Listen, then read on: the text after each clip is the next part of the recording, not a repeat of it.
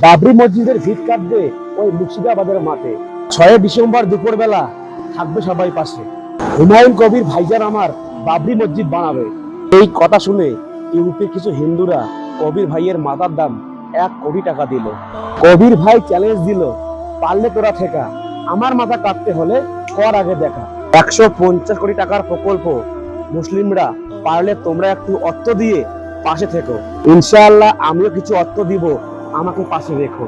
হুমায়ুন কবির ভাই এগিয়ে চলো, আমরা আছি পাশে। ভালো কাজে ভাই বাধা বিপত্তি অল্প কিছু আসে, বাধা বিপত্তি কাটিয়ে আমরা ইনশাআল্লাহ মসজিদের কাজটা করবো শেষ। এর দোয়া থাকলে ইনশাআল্লাহ এই বাবরি মসজিদ দেখবে সারা দেশ।